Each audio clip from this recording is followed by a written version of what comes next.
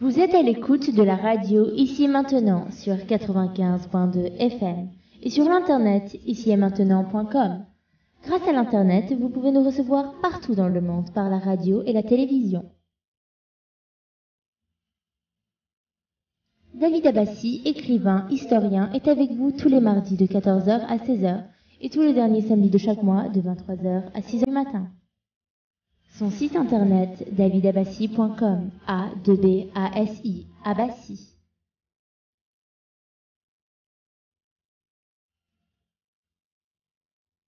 Vous avez la parole pour vous exprimer et poser vos questions en composant le 08 92 23 95 20. 08 92 23 95 20.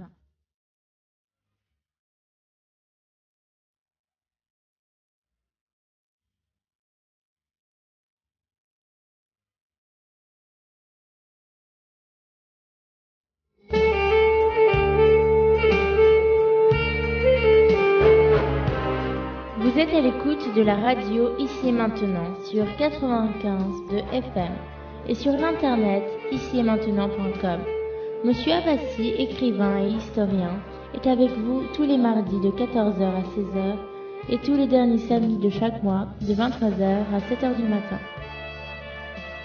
Son site internet davidabassi.com, Abbassi A-2-B-A-S-I.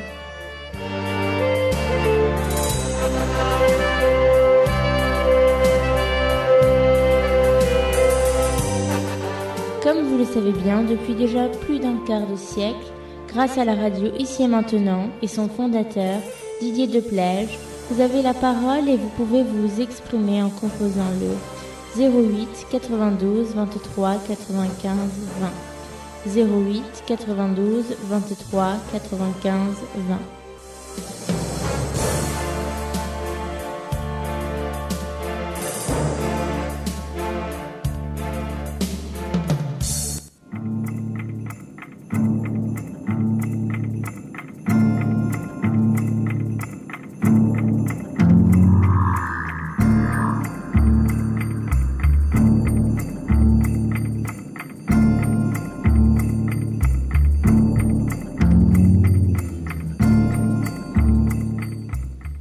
Bonsoir à tous ceux et celles qui nous écoutent sur 95.2, la radio ici maintenant, ici-maintenant.com pour nous écouter, nous regarder via Internet. Une annonce vous concernant auditeurs, auditrices de la radio.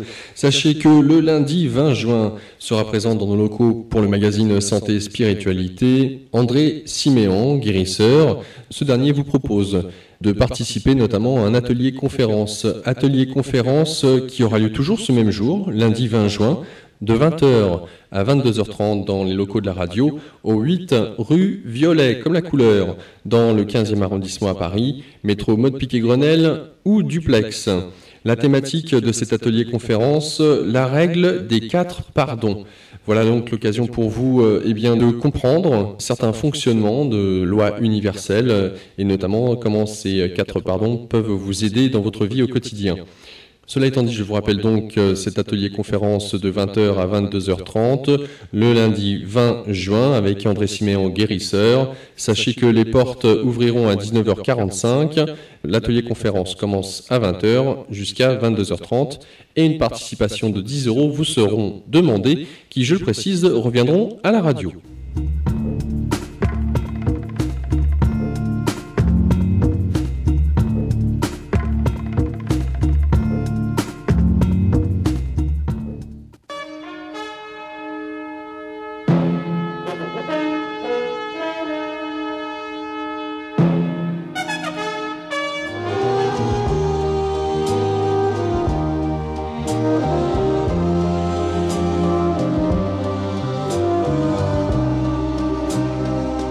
Alors, je ne sais pas, peut-être vous saviez, chaque missile Rafale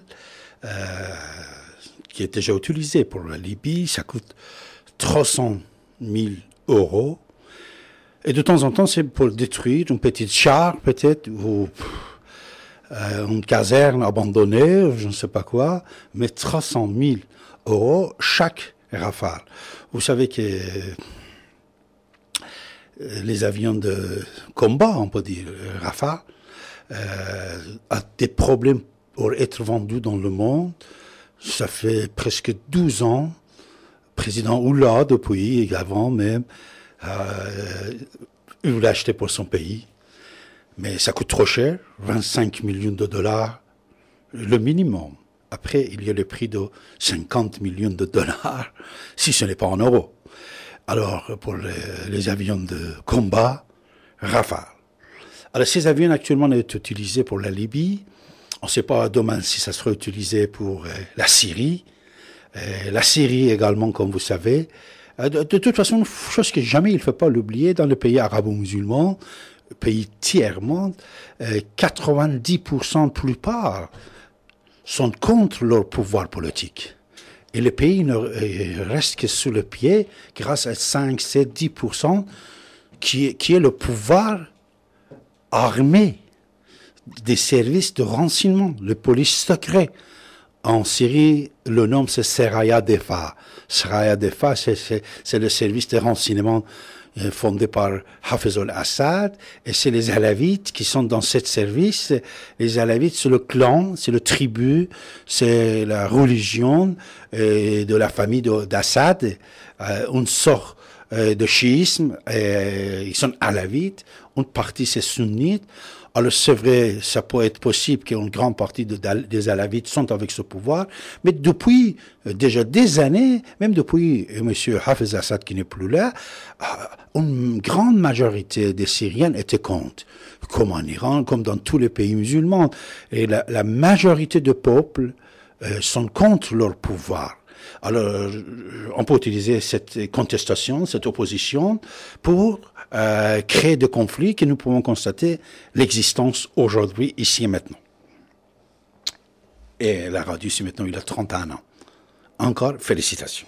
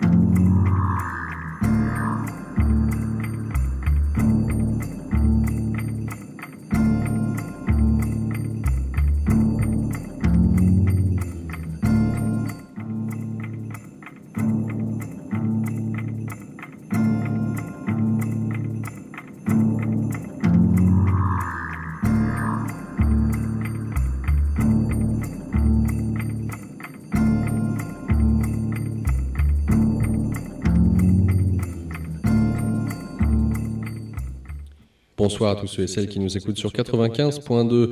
La radio ici maintenant.com pour nous écouter, nous regarder via Internet. Une annonce vous concernant auditeurs, auditrices de la radio.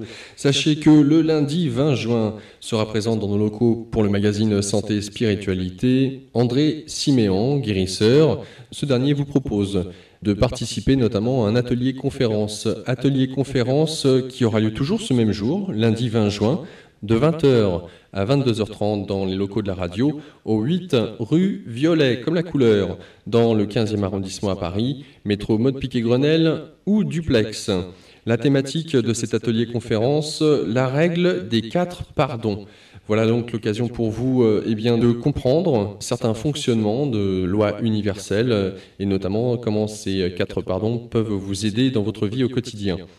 Cela étant dit, je vous rappelle donc cet atelier-conférence de 20h à 22h30, le lundi 20 juin avec André Siméon, guérisseur. Sachez que les portes ouvriront à 19h45. L'atelier-conférence commence à 20h jusqu'à 22h30 et une participation de 10 € vous seront demandées qui, je le précise, reviendront à la radio.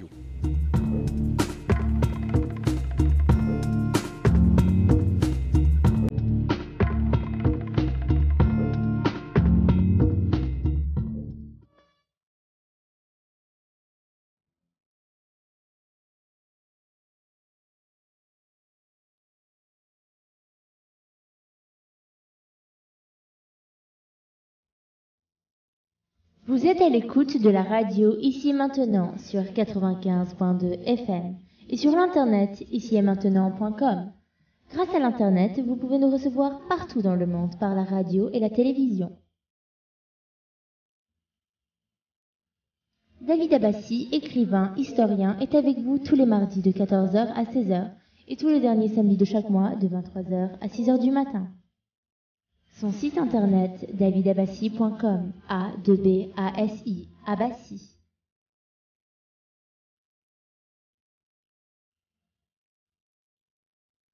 Vous avez la parole pour vous exprimer et poser vos questions en composant le 08 92 23 95 20. 08 92 23 95 20.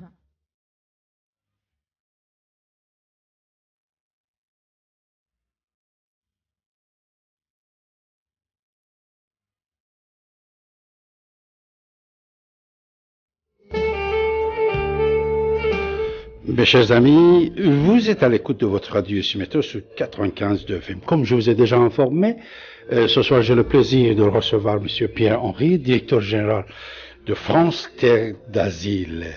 M. Pierre-Henri est avec nous dans les studios. On va essayer le microphone. M. Henri, comment allez-vous? Très bien.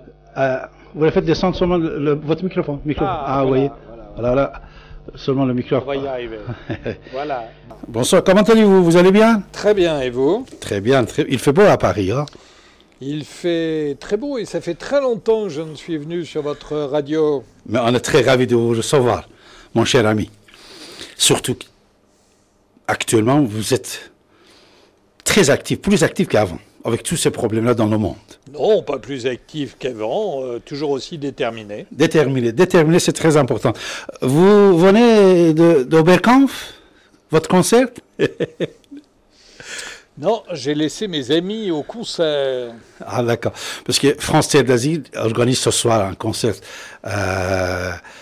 au Bric-à-Brac. Au Bric-à-Brac, métro Oberkampf, le 18 juin, jusqu'à 2h du matin. Peut-être après notre émission, on peut y aller, prendre un coup, mais non. On va aller jusqu'à 6h du matin ensemble, monsieur Pierre-Henri. Ah, je ne pense pas. Je ne pense pas. Essayons d'abord de faire cette émission. Voilà, et je vais m'efforcer de répondre à vos questions et à celles de vos éditeurs. Merci. Je suis très ravi, surtout cette année 2011, c'est-à-dire 1971 et 2011, 40 ans après la création de France Terre d'Asile. Je veux vous féliciter, monsieur Pierre-Henri. Il faut surtout féliciter les fondateurs. Vous savez, moi, je n'ai fait qu'hériter d'une situation. Bon, j'ai contribué au développement de cette très belle organisation. Mais c'est d'abord les fondateurs qu'il faut féliciter, qui ont eu une idée vraiment merveilleuse. Celle d'abord de créer une organisation qui s'appelle France Terre d'Asile, dans la droite ligne du Conseil national de la résistance, avec une idée très simple qui est celle de la solidarité au cœur de la République. Alors, depuis 40 ans à ces jours, est-ce que, déjà, je sais que vous avez publié vos bilans, n'est-ce pas? Est-ce qu'on peut dire que vos activités ont été affaiblies ou renforcées dès le départ à ce jour? Et surtout, l'époque de pouvoir des socialistes et après arrivée de Chirac et président Sarkozy. Oh, je ne la poserai pas dans ces termes et je n'analyserai pas la situation en fonction de l'orientation politique de quelques quinquennats ou septennats auparavant. Notre organisation est une organisation qui défend le droit d'asile, qui défend la Convention de Genève, puisque nous sommes aussi en train de célébrer le 60e anniversaire de la Convention de Genève, et puis qui promeut les migrations de droit, qui s'efforce d'être pédagogique, d'expliquer à la population quels sont les enjeux des migrations, quels sont les enjeux de droit, quels sont les enjeux du vivre ensemble. Alors, je vais vous répondre, malgré tout, parce que je ne veux pas me dérober à votre question. Il est clair que j'ai connu des périodes plus favorables et plus simples que celles que nous vivons aujourd'hui, où souffle un vent populiste sur l'ensemble de l'Europe et pas simplement sur la France. Alors, dans ces conditions, quand on cavale en permanence après les idées du Front National, évidemment, ça ne simplifie pas la vie et l'action de ceux qui continuent à agir jour après jour pour à la fois la régulation des migrations et à la fois la dignité et la fraternité qui est tout de même inscrite au fronton de nos mairies, je crois. Nous sommes avec M. Pierre-Henri, directeur général de France Terre d'Asile, mes chers amis. Vous écoutez votre radio ici maintenant sur 95 de FM. Également, vous pouvez nous regarder comme vous regardez à la télé sur ici-maintenant.info, ici-maintenant.org, également sur Facebook, en direct, vous pouvez nous regarder. Monsieur Pierre-Henri, alors déjà, si vous permettez, je vais vous poser une petite question sur le terme de réfugié et asile. Est-ce que pour vous, France Terre d'Asile, déjà, il y a une différence entre les statuts d'asile et le statut de réfugié? Bon, le statut, d'abord, il n'y a pas de statut pour, si j'ose dire, pour l'asile. Il y a des demandeurs d'asile et il y a des réfugiés. Le statut de demandeur d'asile correspond à celui qui fuit son pays parce qu'il y subit des persécutions en raison de ses opinions politiques, religieuses, de sa couleur de peau ou de son appartenance à un groupe social. Et puis le réfugié, si on prend la définition exacte, selon le Haut Commissariat aux réfugiés, eh bien, de l'ONU, c'est celui qui va avoir obtenu la protection internationale au terme d'un examen et selon les critères de la Convention de Genève. Le problème, c'est qu'aujourd'hui, les médias, vous savez, ont une fâcheuse habitude de tout simplifier et d'introduire beaucoup de confusion autour de ce terme. Donc le terme réfugié est un peu mis à toutes les sauces, mais si on prend l'acception du terme selon la Convention de Genève, c'est bien celui-là. Sinon, on peut être réfugié pour différentes autres raisons, des raisons climatiques, des catastrophes. Des guerres. Ah non, des guerres, c'est la définition même de la Convention de Genève. Donc, est réfugié celui qui a obtenu l'asile dans un pays donné. Voilà. Est-ce que des réfugiés et des demandeurs d'asile qui viennent de pays qui sont en guerre, les organismes intéressés, par exemple la France et OFPRA, pour accepter difficilement s'il s'agit d'un demandeur d'asile qui vient faire la demande concernant son opinion, couleur de peau, etc., etc. Mais en réalité, quelle est votre question? Parce que l'OFPRA est l'organisme qui est chargé en France, l'Office français de protection des réfugiés et des apatrides, est l'organisme qui est chargé d'examiner les demandes d'asile. Ensuite, ces demandes qui, dans bien des cas, sont rejetées en première instance, sont examinées par une cour d'appel qui est constituée de magistrats, qui s'appelle la Cour nationale du droit d'asile. Voilà la méthode, et qui, bien souvent, révise d'ailleurs les décisions de l'Office français de protection des réfugiés et des apatrides, ce qui donne au passage une incongruité, puisque c'est la Cour d'appel qui donne plus de statut aujourd'hui en France que l'instance qui est chargée d'appliquer... Commission recours, c'est ça? Oui, ce que l'on appelait auparavant la commission de recours, qui donne plus de statut que l'instance qui est chargée en première instance, que l'organisme qui est chargé en première instance de faire respecter la Convention de Genève. Il y a là une incongruité que je ne cesse de dénoncer depuis de nombreuses années. Et ça, c'est pourquoi? C'est pourquoi? Parce que je pense que nous avons en France une attitude assez malthusienne, et que nous pouvons, si nous regardons les choses depuis, si nous analysons les choses depuis 15 ans, eh bien nous nous apercevons que l'Office français de protection des réfugiés et des apatrides donne en première instance un statut à environ 12-13% des personnes qui viennent le demander, donc rejettent massivement, sans tenir compte de la jurisprudence qui est dégagée par la Cour nationale du droit d'asile, c'est-à-dire par l'instance de recours. Et de fait, ce procédé en réalité allonge indéfiniment les procédures d'asile.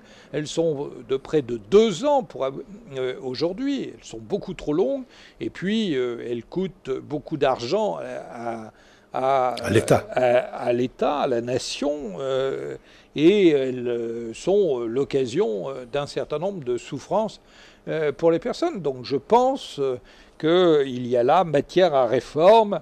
Je suis de ceux qui prônent une réforme drastique de la procédure d'asile, de façon à enfermer l'ensemble de la procédure dans une durée qui ne dépasserait pas 1 an, tout en conservant évidemment toutes les garanties pour les demandeurs d'asile.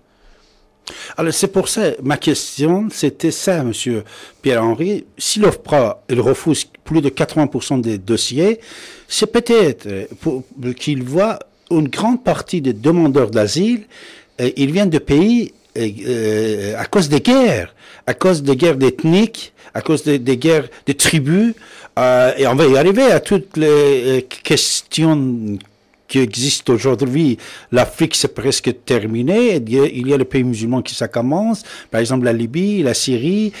Comme vous pouvez entendre dans les médias, quand on parle, on dit le clan de Kadhafi, les tribus contre Kadhafi. C'est-à-dire, c'est vrai, il y avait une intervention dans tous ces pays-là, mais une grande partie des conflits, c'est des guerres, c'est le conflit des tribus, des ethnies. Oui, alors est-ce qu'on peut donner... Qu'est-ce que vous voulez me dire? Il me semble qu'il y a des États, non, dans le monde. Je crois même qu'il y en a 192 et que la Libye ou la Syrie font partie de ces États. Mais avant d'en arriver à la question des révolutions, de la dignité, des conséquences de l'intervention occidentale en Libye ou du silence assourdissant de ces mêmes nations vis-à-vis de la Syrie, la question... Bahreïn, Yémen. Oui, Yémen, Bahreïn. Arabie Saoudite. Oui, on n'entend rien d'Arabie Saoudite, mais il y a des révoltes depuis 4-5 ans. Attendez. La question que vous me posez est-ce que finalement, c'est la suivante, mais comment l'OFPRA peut-il accorder le statut à des personnes qui sont en réalité en guerre tribale ou victimes de guerre ethnique? Il ne s'agit pas. Le monde a changé, vous savez, depuis 1989 et la chute du mur. Auparavant, c'était simple. Vous aviez un monde bipolaire. Bon, alors il y avait les bons et les méchants pour aller très vite. Les bons, et le lecteur du Figaro pouvait tout à fait s'y identifier. C'était comme d'ailleurs les lecteurs de gauche. C'était à la fois ceux qui fuyaient les effets des politiques dévastatrices dans la défunte URSS, et puis ceux qui fuyaient les dictatures militaires en Amérique du Sud. Bien, le monde a changé, effectivement, et aujourd'hui, on voit beaucoup plus des conflits à l'intérieur de pays, des affrontements ethniques. On peut parler avec caractère de génocide, comme au Rwanda, où on pourrait parler évidemment de la guerre des Balkans. Et puis, il y a des gens qui sont poussés, évidemment, sur les routes par l'effet de ces guerres. Je pense à l'Afghanistan, 4 millions de réfugiés hors de l'Afghanistan. Et je rappelle au passage, parce que c'est toujours bon de rappeler qu'il y a une grande règle dans l'ensemble des conflits et dans l'ensemble des déplacements, c'est une règle de proximité. Les gens se déplacent d'abord à proximité de là où ils vivent. Et quand il y a des déplacements de population, eh bien, ces déplacements ont lieu à proximité des pays où il y a conflit. L'Afghanistan, c'est très simple. Les personnes se déplacent où eh bien, elles se déplacent au Pakistan, elles se déplacent en Iran et très peu en Europe. Quand on prend le conflit irakien, il en va de même. Où vont les réfugiés? Ils vont évidemment en Syrie et en Jordanie, avant évidemment de venir en nombre tout à fait mesuré en Europe. Donc voilà la situation. Oui, le monde a changé. Oui, le monde est plus complexe. Mais oui, les persécutions sont toujours là. Et la Convention de Genève a toujours une actualité. Et il est indispensable de la faire vivre aujourd'hui. Plus que jamais, je rappelle tout de même que dans le monde, aujourd'hui, il y a un peu plus de 12 millions de réfugiés. Et puis, il y a 26 à 28 millions de personnes déplacées.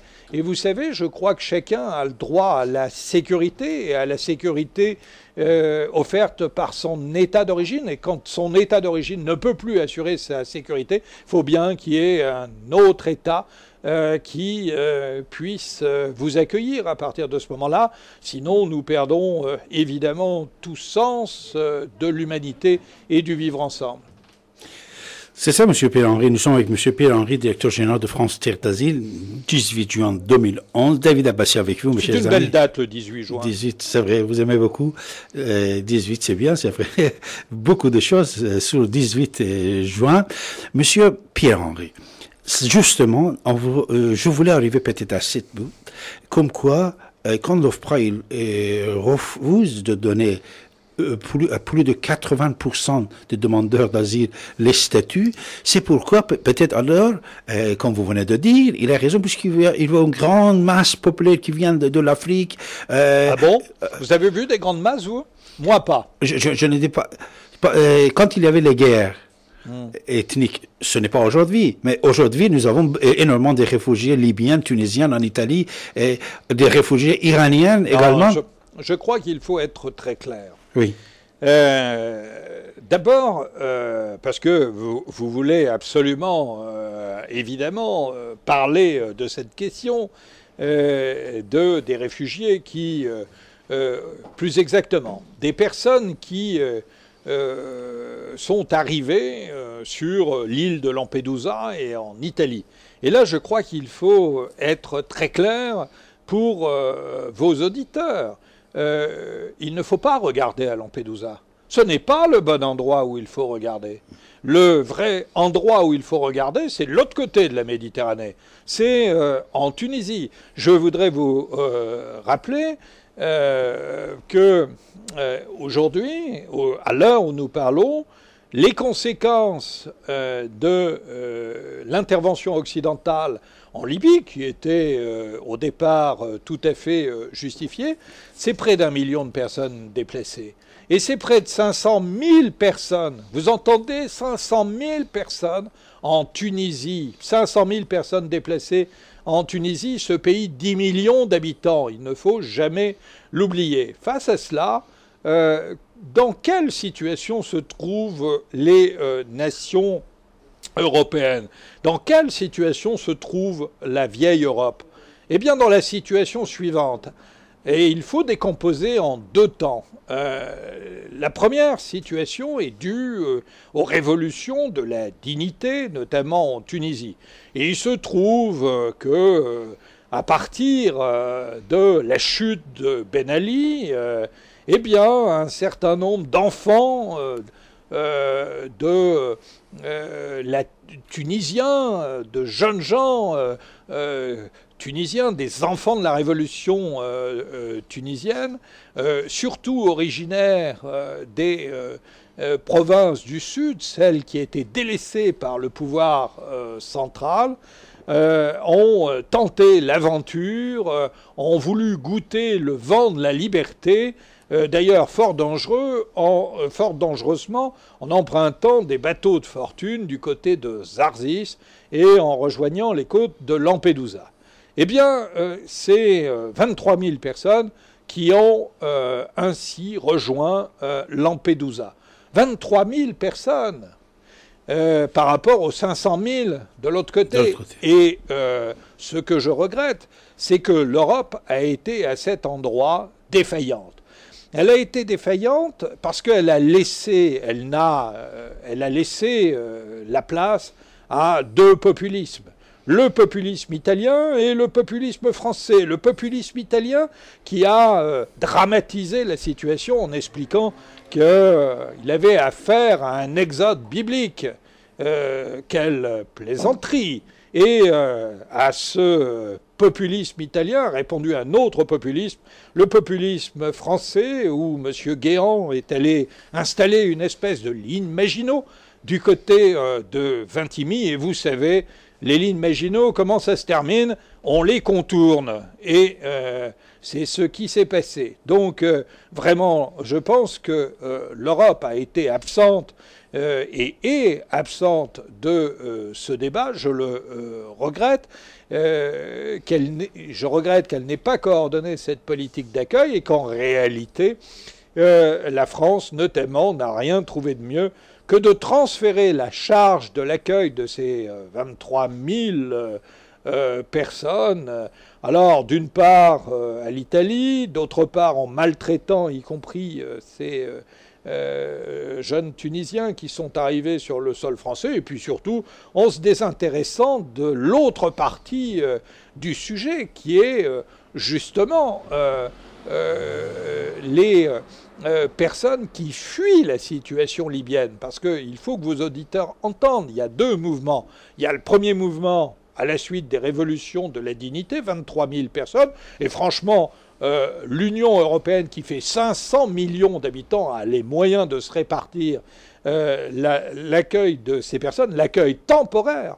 Parce que moi, je suis de ceux qui disent que, bien sûr, la place de la jeunesse, tunisienne est en Tunisie. Mais une fois que j'ai dit cela, il y aura toujours une partie, pour autant, qui considérera que, au regard de la situation économique difficile en Tunisie, il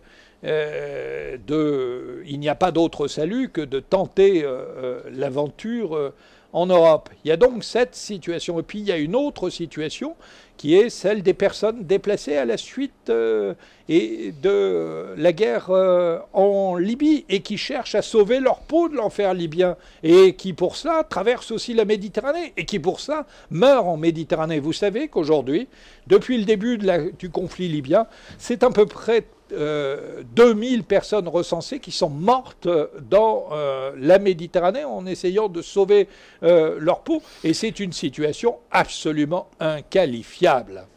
2000, c'est officiel. Vous savez, c'est plus de 5000, M. Pierre-Henri. Oui, mais bien sûr. Mais je vous admire, je vous aime beaucoup, M. Pierre-Henri. Pourquoi? Puisque vous étiez resté toujours fidèle à vos principes, comme un homme de cœur, comme un homme, comme votre profession vous demande, directeur général de France Terre d'Asile. Mais il y a quelque chose qu'il faut... C'est pas un problème simplement de cœur, c'est un problème... C'est un problème de raison. C'est un problème de raison, c'est un problème y compris diplomatique, c'est un problème de la place de la France et de l'Europe telle que je me l'imagine dans le monde.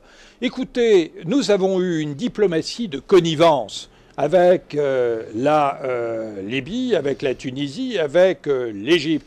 À cette diplomatie de connivence, pendant plus ou moins 30 ans, 40 ans, a succédé une diplomatie d'évitement ces derniers mois. L'évitement, ça a consisté à dire « Oh oui, mais cette révolution de la dignité, ce souffle de la liberté, cette demande de démocratie en Tunisie et en Égypte, finalement, ça nous gêne quand même un petit peu. Hein. Qu'est-ce que c'est que cette idée d'aller exporter notre modèle démocratique de l'autre côté? Comme si les peuples de la rive sud de la Méditerranée étaient assignés à résidence et n'étaient pas suffisamment adultes pour goûter à la démocratie. Et puis, à cette situation, maintenant, nous sommes ailleurs. Nous sommes dans un autre temps de la diplomatie. Nous sommes dans la diplomatie d'ingérence. Alors la diplomatie d'ingérence au nom évidemment de la protection des populations civiles. Encore une fois, il fallait empêcher le massacre des populations à Benghazi. Mais pour autant, la protection des populations civiles, le devoir de protéger, ne s'arrête pas aux portes de Benghazi et concerne évidemment tous celles et ceux qui fuient l'enfer libyen. Je pense notamment, évidemment, aux Libyens, mais aussi à tous les migrants subsahariens qui sont coincés aujourd'hui en Libye.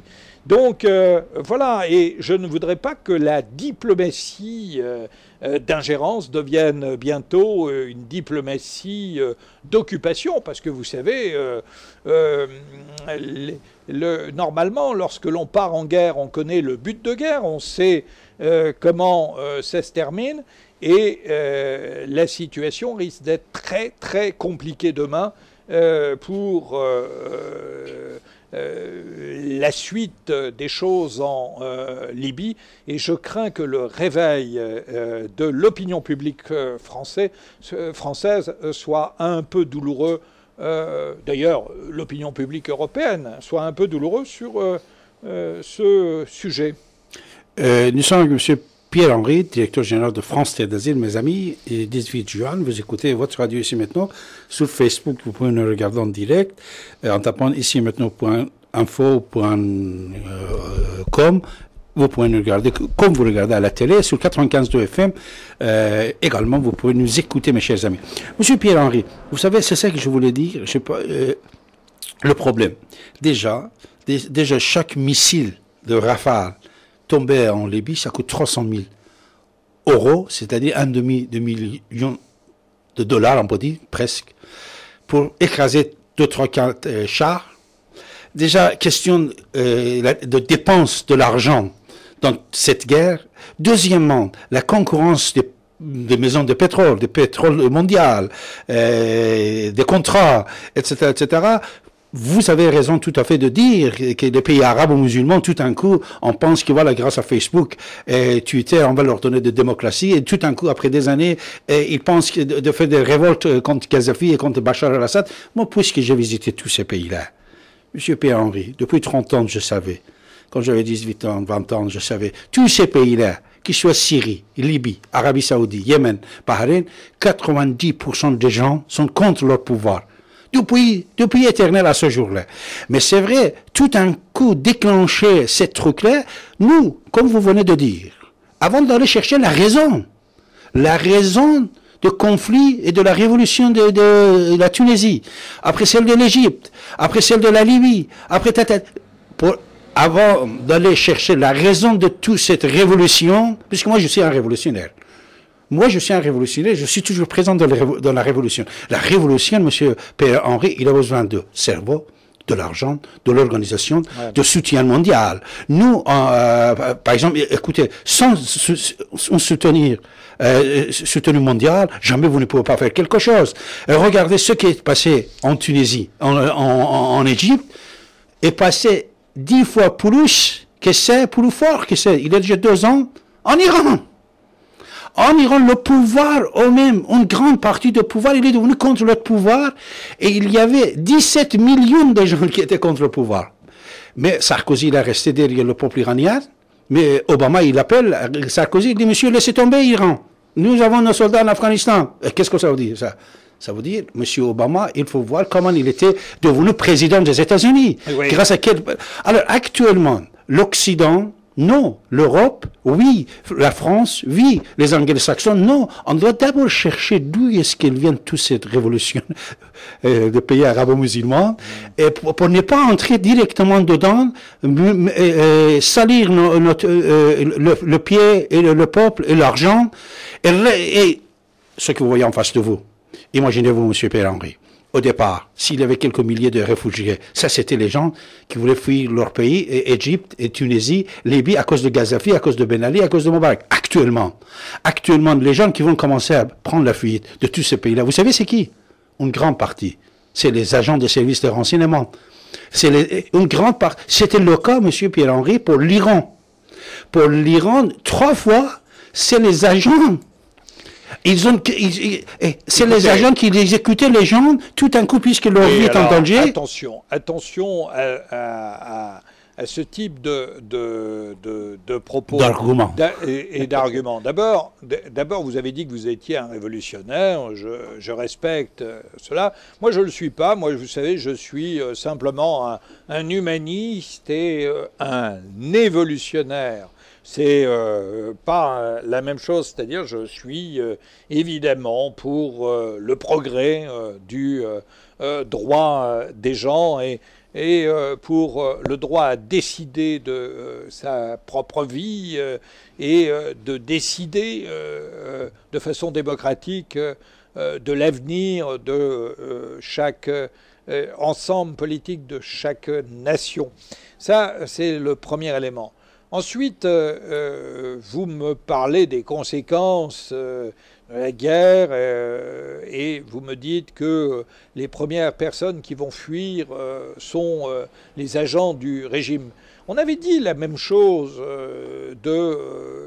après la chute de Ben Ali. On a présenté, y compris pour les disqualifier, les personnes qui sont arrivées à Lampedusa comme étant... des gens qui, en réalité, étaient des agents de Ben Ali. Une partie, quand même. Eh bien, je peux vous dire que c'est vraiment une infime minorité.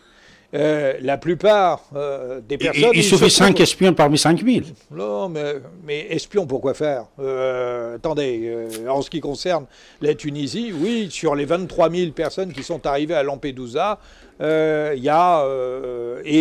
parmi ces 23 000 personnes qui sont arrivées à Lampedusa, il y a peut-être 6-7 000 personnes qui sont arrivées en France, 1 millier à peu près à Paris. Eh bien, écoutez, il y a à ce jour 10 personnes qui ont fait une demande d'asile, c'est-à-dire qui, effectivement, craignent éventuellement de retourner en Tunisie, compte tenu 10 personnes seulement? Mais oui, qui ont fait une demande d'asile. Donc, et je vous assure, pour les avoir rencontrés, il ne s'agit pas d'agents de Ben Ali, il s'agit de la jeunesse la plus défavorisée de Tunisie qui est arrivée là sur les côtes européennes, parce que d'abord ils ont rêvé depuis fort longtemps et que la chute des barbelés tunisiens leur a ouvert la porte vers un avenir qu'ils croyaient meilleur. Ils y ont trouvé plutôt la maltraitance. Je voudrais dire à vos auditeurs, pour qu'il n'y ait pas de confusion sur ce point, et j'insiste, tout est question de dignité. Je suis de ceux qui, et je suis à la base d'un appel qui aujourd'hui s'intitule l'appel des 20 000, qui a regroupé à peu près toutes les forces syndicales de ce pays. L'immense majorité des forces progressistes de ce pays, et qui demandait un plan en 4 points. Le plan en 4 points, c'était quoi? Un accueil temporaire de ces Tunisiens, je dis bien temporaire. Seulement des Tunisiens? Mais attendez, il s'agissait de répondre à la question tunisienne. Je viendrai à la question des réfugiés libyens ensuite. Accueil temporaire, ensuite aide au retour volontaire pour ceux qui le souhaitent. Une aide au retour volontaire articulée à des plans de formation professionnelle et sur des axes de développement. C'est comme cela que l'on aide évidemment la jeune révolution tunisienne, la jeune démocratie tunisienne à réussir sa transition. 3e point, il s'agit évidemment de faire en sorte que l'Europe investisse dans cette révolution de la dignité. Et investir dans la révolution de la dignité, ça veut dire quoi? Aider la Tunisie à fixer sa population et fixer sa jeunesse en lui offrant un avenir, en lui offrant notamment une possibilité de développement par l'emploi et en faisant sortir évidemment la Tunisie de sa bi-industrie textile et tourisme. Et puis, le 4e point, c'est évidemment une plus grande solidarité, je crois que c'est le maître mot, au sein de l'Union européenne. Donc voilà pour la Tunisie ce que nous devions faire. Ce que nous devons faire maintenant... Vous avez déjà 20 000 signatures? Mais bien sûr. C'est bien, excellent. Mais bien sûr, avec tous les grands leaders syndicaux, François Chérec, Thibault, l'UNSA, la FSU, le premier signataire de cet appel est le maire de Paris, Bertrand Delanoë, mais aussi Cécile Duflot, Pierre Laurent, Jean-Luc Mélenchon. Et il n'y a pas de difficulté là-dessus, et y compris des parlementaires de l'UMP, je pense à Étienne Pinte, ou je pense à des personnalités, anciens ministres, Dominique Versini, par exemple, pour ne nommer que cela. Ensuite... Et la proposition, c'est fait pour la France ou pour l'Europe? C'est-à-dire c'est le je gouvernement français qui doit... C'est la France dans l'Europe. Évidemment, on ne peut pas aborder cette situation seul. Je l'ai dit, c'est pour cela que l'Europe doit investir massivement dans la révolution de la dignité en Tunisie, pour aider la jeunesse tunisienne. Et puis elle doit se répartir solidairement la charge de l'accueil, de façon à ne pas laisser certains pays seuls en première ligne. Ça, c'est pour les Tunisiens. Pour les Libyens et pour les conséquences de la guerre en Libye, écoutez, le premier point, c'est d'abord que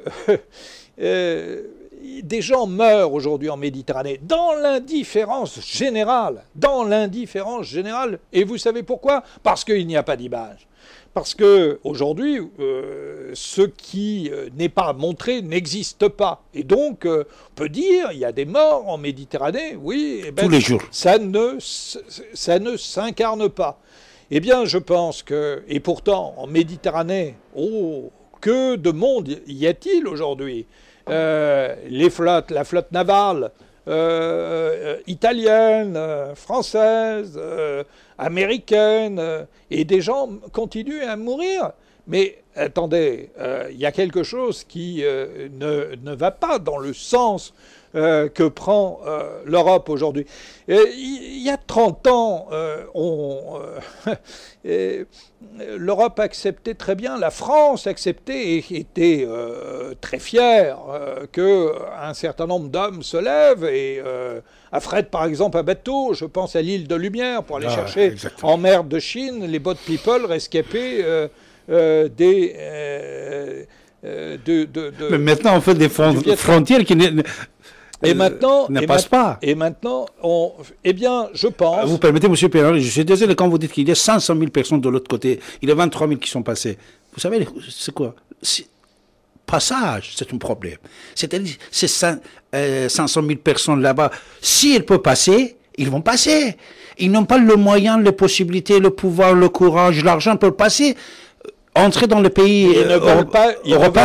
Ils ne peuvent pas. Non, ils ne veulent pas. Les frontières, c'est fermé, c'est surveillé. Et la question n'est pas là. Écoutez, la question n'est pas là. La plupart des gens ne cherchent pas à venir en Europe. Il faut arrêter avec cette plaisanterie, avec ce fantasme de l'invasion.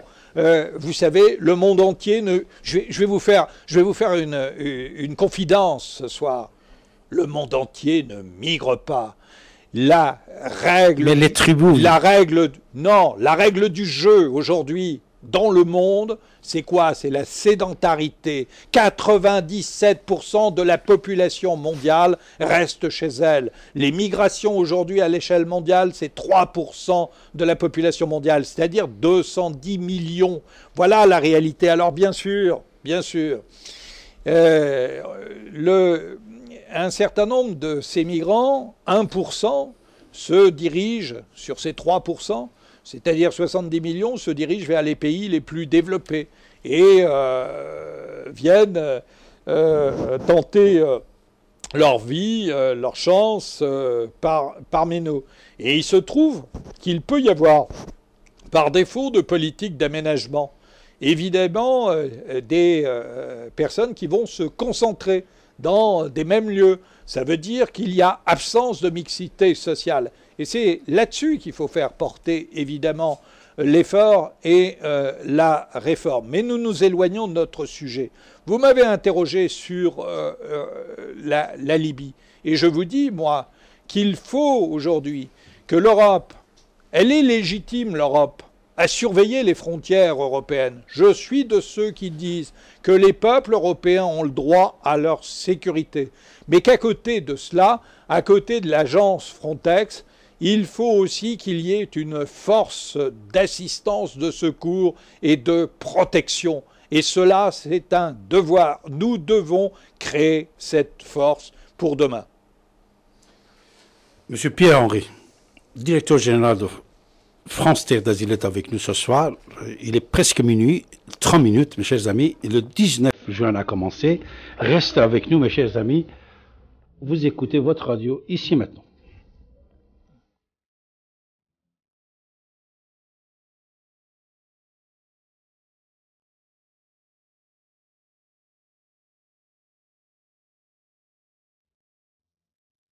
Vous êtes à l'écoute de la radio Ici et Maintenant sur 95.2 FM et sur l'internet ici-et-maintenant.com. Grâce à l'internet, vous pouvez nous recevoir partout dans le monde par la radio et la télévision. David Abbassi, écrivain, historien, est avec vous tous les mardis de 14h à 16h et tous les derniers samedis de chaque mois de 23h à 6h du matin. Son site internet davidabassi.com, A-2-B-A-S-I, Abbassi.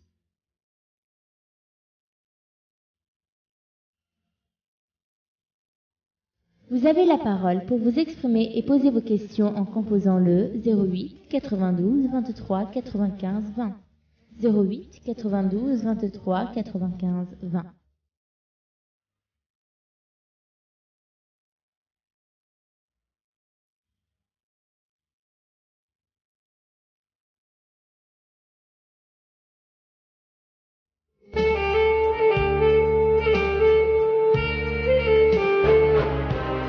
Vous êtes à l'écoute de la radio Ici et Maintenant sur 95 de FM et sur l'internet ici-et-maintenant.com.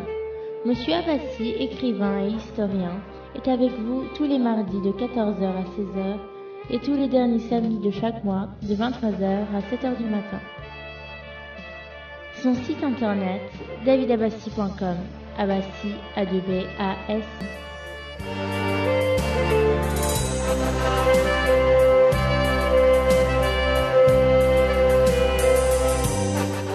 Comme vous le savez bien, depuis déjà plus d'un quart de siècle, grâce à la radio Ici et Maintenant et son fondateur, Didier Deplège, vous avez la parole et vous pouvez vous exprimer en composant le 08 92 23 95 20. 08 92 23 95 20.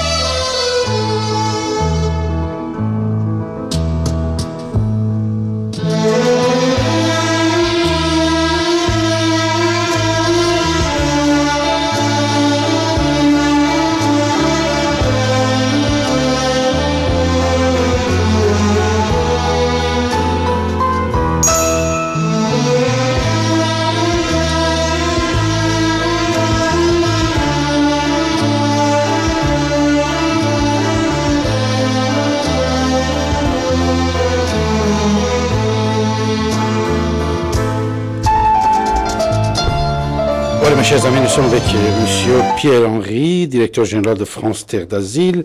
Monsieur Pierre-Henri, je crois que vous êtes d'accord de prendre quelques appels, puisque dès qu'on a libéré les lignes, beaucoup d'appels. Alors, ça va? Ça vous convient? Bien sûr. Marc, bonsoir Marc. Nous avons Marc Nathalie avec nous aussi, mais on va prendre Marc. Je suis d'accord sur rien avec ce que dit Monsieur Pierre-Henri. Là, il parle de diverses choses d'une façon... il s'écoute parler, mais cela n'est pas la question. Il a parlé de connivence avec les régimes autoritaires d'Afrique. Ce n'est pas de la connivence, simplement nos gouvernements, comme c'est toujours le cas, négocient et travaillent avec les gouvernements en place. Il n'y a pas moyen de faire autrement. C'est du réalisme. Autre chose, c'est faux de présenter ces révolutions arabes comme des révolutions de la liberté. Ce sont d'abord des révolutions de la misère. Le Tunisien qui s'est immolé et qui a été au départ de ce changement, c'est parce qu'il avait 5 frères et sœurs, plus sa mère à sa charge.